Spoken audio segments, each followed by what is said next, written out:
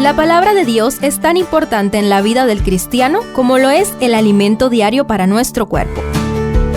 Estudia con nosotros el capítulo del día en Reavivados por su palabra. Primero de Crónicas 21. Venimos admirando desde hace varios capítulos las hazañas militares que David consiguió por la gracia de Dios. El capítulo de hoy nos lleva a contemplar el pecado que el rey cometió a partir de tanto éxito.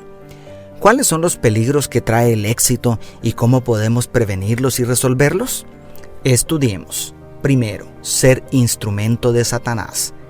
El verso 1 descorre el velo para contemplar la dimensión espiritual de lo que está sucediendo. Se levantó Satanás contra Israel e incitó a David para que hiciera censo al pueblo. ¿Cómo es posible que el ungido de Jehová pueda convertirse en un instrumento de Satanás? No olvidemos que David era un ser humano como tú y como yo.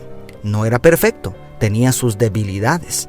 Es natural en el hombre caído que no consiga manejar tanto éxito sin marearse por el orgullo y la soberbia.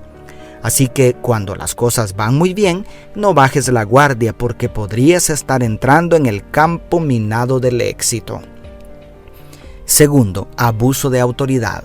Además del pecado del orgullo y el mal testimonio contra Dios que estaba detrás del censo, podemos observar en el texto bíblico otro grave error de David, el abuso de autoridad. Su general le advirtió que hacer el censo podía ofender a Dios, quien era el verdadero autor de tantas victorias. Pero la orden del rey pudo más que Joab, declara el verso 4. ¿Cuántas veces hemos sido incapaces de reconocer la intervención divina en los consejos y exhortaciones que recibimos de otras personas? Dios puede hablarte a través de la persona menos esperada.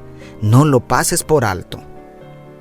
Tercero, mortales consecuencias.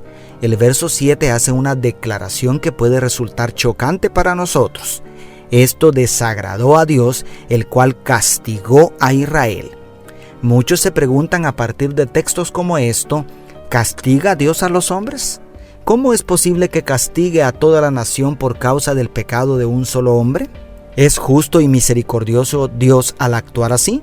El problema, como siempre, es sacar al texto de su contexto.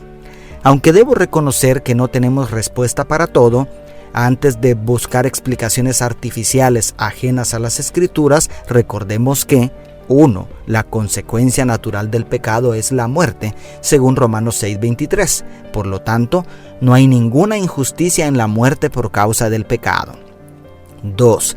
Aunque David cometió el pecado, este tenía consecuencias nacionales e internacionales. 3. Todo buen padre de familia debe aplicar disciplina a sus hijos y no tiene nada de malo cuando el propósito es correctivo y redentor. Y 4. La muerte física es solamente un sueño para Dios. Por lo tanto, no hay peligro real desde el punto de vista de la eternidad en que murieran las personas, si éstas estaban a cuentas con Dios. Y 4. Arrepentimiento y expiación. Otros asuntos espirituales que se dejan entrever claramente son el arrepentimiento del rey David, el cual no se limitó a simples palabras, sino que se evidenció en sus hechos y actitudes, lo cual revela una comprensión maravillosa del carácter de Dios, algo que se hace más evidente en la decisión de caer en manos de Dios en lugar de los hombres. En contraparte, también está el tema de la expiación. La mortandad que vino como consecuencia del pecado se detuvo completamente hasta que se ofreció el sacrificio expiatorio en la era de Ornán. Es decir, Dios no hace a un lado su ley para perdonar al pecador. Él satisface la justicia y hace misericordia al mismo tiempo a través de una redención sustitutiva. Un inocente animal tomó el lugar de David, la ciudad de Jerusalén y toda la nación de Israel. Hecho que apunta hacia el sacrificio expiatorio de Jesús en la cruz del Calvario para beneficio de todas las naciones en todas las edades. No obstante, el pecado deja cicatrices que nos hacen ver que es más inteligente no pecar. Esto se ve claramente en el temor que tuvo David de ir al tabernáculo en Gabaón a partir de aquel suceso. Dios te bendiga, tu pastor y amigo Selvin Sosa.